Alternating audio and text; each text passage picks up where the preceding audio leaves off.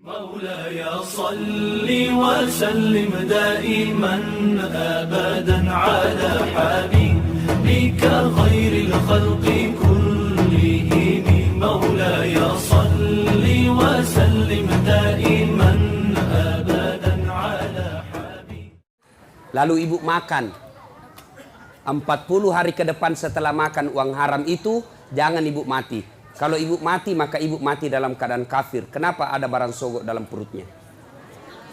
Sia-sia bermajelis taklim 30 tahun. Sia-sia mengaji selama 10 tahun kalau ibu mau disogok. Bisa? Bisa.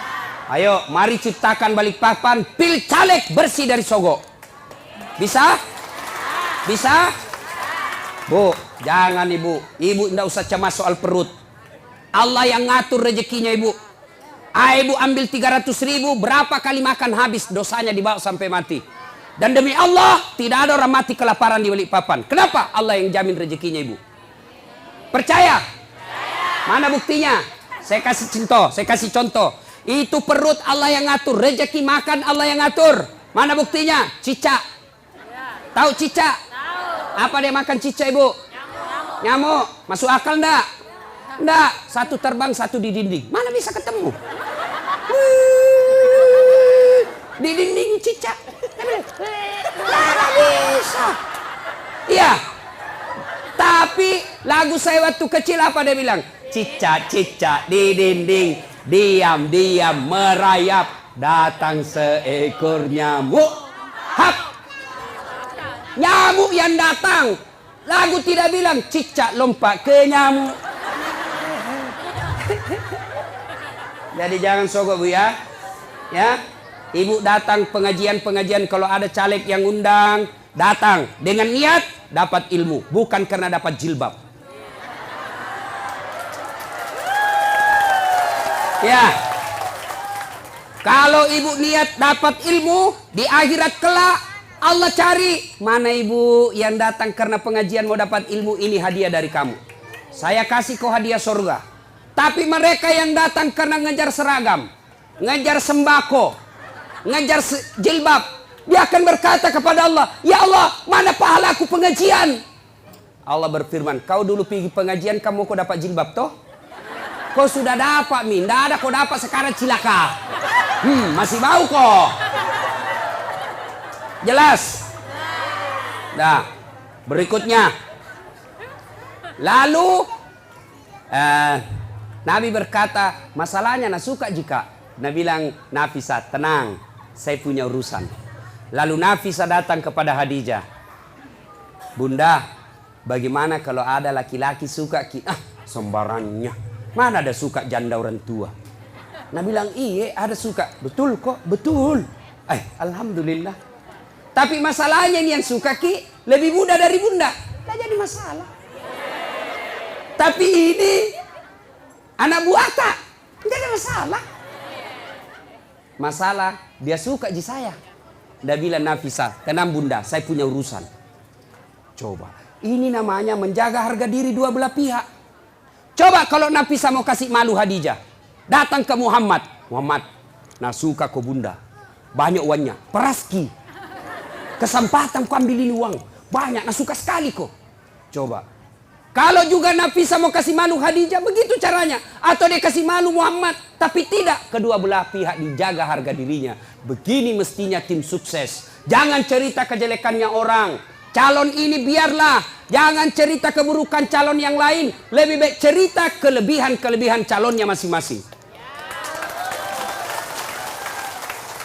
Kalau ada datang tim sukses yang cerita kejelekan orang, demi Allah jangan pilih dia. Kenapa? Dilarang dalam agama menjelek-jelekkan orang. Bisa ibu? Bisa. Betul? Betul. 300.000 lewat. Sudah nikah. Khadijah 45 tahun, Rasulullah 25 tahun. Khadijah 40 tahun, Rasulullah 25 tahun. Selisih 15 tahun. Sudah. Setelah menikah, Khadijah sebelum menikah bu, Khadijah sebelum menikah itu kaya. Kekayaan beliau 22/3 lebih dari setengah barang-barang mewah yang ada di Mekah miliknya Khadijah. Bayangkan, kaya. Tapi apa yang terjadi? Setelah menikah dengan Nabi, bangkrut, habis duitnya, kasihan. Suatu kali Nabi tidur di pahanya Khadijah. Tidur di paha Khadijah. Tidur. Ibu-ibu sudah pernah kasih tidur di paha? Nah, ibu-ibu sudah pernah kasih tidur suaminya di paha? Bohong-bohong. Begitu suaminya mau dipaha, gendut sekali. Bagaimana suaminya kada selingkuh? Ibu kada tahu mengurusi. Nah, coba itu Khadijah, ibu. Beliau tidur suaminya. Lalu dia lihat-lihat suaminya dengan wajah yang lusuh, capek. Bukan jelek ya, capek. Kan kentara muka yang capek. Seperti mukanya Ustaz Dasad. Capek, Bu, capek betul. Dia bilang istriku, mama nyecek, kasihan suamiku. Matoa nih kasih. Sudah tidur. Lalu Khadijah melihat suaminya dan berkata dalam hati, wahai orang-orang Mekah, ayuhan nas, wahai manusia, kenapa kau benci betul ini manusia? Dia lihat di suaminya, kenapa kau benci betul ini manusia? Tidak pernah bicara kasar, tidak pernah nipu kamu, tidak pernah ngambil barang hakmu, tidak pernah merugikan kalian. Ini manusia kok kamu benci? Khadijah sambil melihat suaminya, menetes air matanya. Pas menetes air matanya, jatuh di pipinya Nabi. Nabi terbangun dan melihat dan berkata, wahai Ummul Mukminin, ibunya orang Islam, kenapa kau menangis? Apa kau menyesal menikah sama saya? Tadi kau perempuan janda yang dihormati, sekarang kau dihina gara-gara suamimu saya. Apa kau menyesal karena tadi kau kaya, sekarang kau miskin? Khadijah berkata, tidak demi Allah. Saya tidak pernah menyesal menikah sama engkau ya Muhammad. Malah saya bangga engkau menjadi suamiku. Cuma yang aku pikir, saya sekarang sudah tua renta. Sebentar lagi ajal menjemputku. Hartaku sudah habis. Siapa yang akan menolong engkau nanti ketika ajal sudah menjemput saya? Orang tidak menghina kamu di Mekah. Orang masih malu menyerang kamu karena ada Khadijah, janda bangsawan Mekah yang disegani. Bagaimana nanti kalau saya sudah meninggal? Siapa yang tolong kamu? Siapa kasihan yang kasih bantu lagi kau keuangan? Lalu Khadijah berkata, ya Muhammad, andai saja besok saya meninggal, engkau kebumikan saya dan tulang-tulangku kau bisa jual untuk membantu dakwamu. Andai tulangku laku untuk kau jual untuk bantu dakwamu ya Muhammad. Cintanya Khadijah kepada suaminya. Kita ibu, bukan cinta naja suaminya. Baru 1 jam pergi suaminya menelpon. Di mana kau pak? Ya kau lisu, pulang kau. Awas kau ndak pulang kau. Ini. Nggak ada di sini. Nah, motor lolos. Bu, halo ibu. Biar ibu jidatnya hitam sholat. Senin Kamis ibu puasa, ngajar ngaji di TKTPA, tapi ridho suami tidak ibu miliki, tidak bakal ibu masuk surga.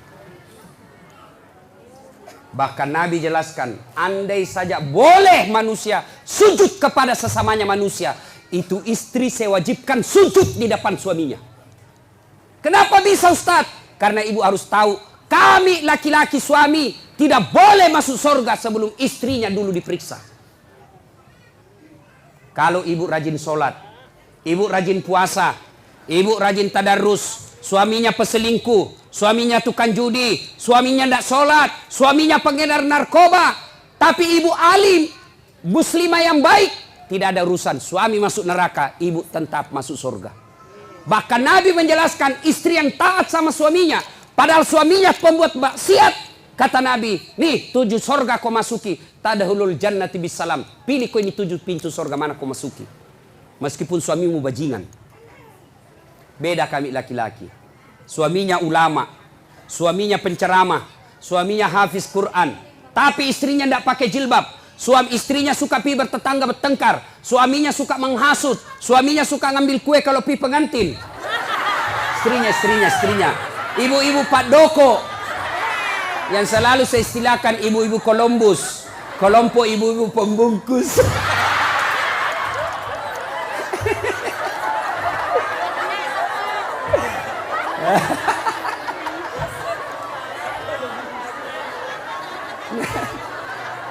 Pergi pengantin. Nasa ngogiloi turung. Pergi membantu padahal membantu kasih habis kue. Jangan Bu, tidak boleh ya Ibu. Majelis taklim tidak boleh Ibu Columbus. Nah ya, biar sepupu yang punya acara kalau tidak minta tidak boleh. Nah, kalau istrinya durjana seperti itu, padahal suaminya ulama, demi Allah, tidak boleh di laki-laki masuk surga sebelum dia temani istrinya masuk neraka. Makanya Ibu, jangan sakiti perasaan suami. Susah jadi suami Bu, kami tanggung dunia akhirat. Ini suka dia takut-takuti suaminya. Kalau ada tamunya suaminya, dia tidak ngomong tapi matanya. Ada juga itu istri begitu. Dia pelototi mata suaminya. Ada begitu di sini toh? Ada, makanya ibu ketawa. Anu Ibu Di, saya izin dulu pergi sama temanku.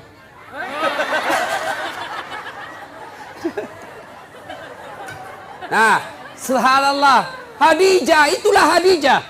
Karena waktu yang terbatas.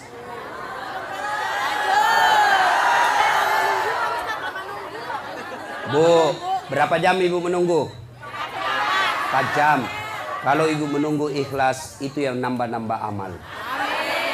Tidak ada yang sia-sia dalam Islam Ibu. Tidak ada yang sia-sia. Menunggu dakwah itu amal. Ibu menunggu. Saya juga menunggu pesawat tadi. Coba sama-sama menunggu. Nah, sampai lagi tadi di pesawat di atas udara lama dia putar-putar. Kubayangkan lagi mamanya Ece. Bagaimana kalau saya mati? Siapa yang... janda istriku masih muda. Coba. Sampai di sini langsung disuruh ceramah. Ibu cuma diam-diam ketawa.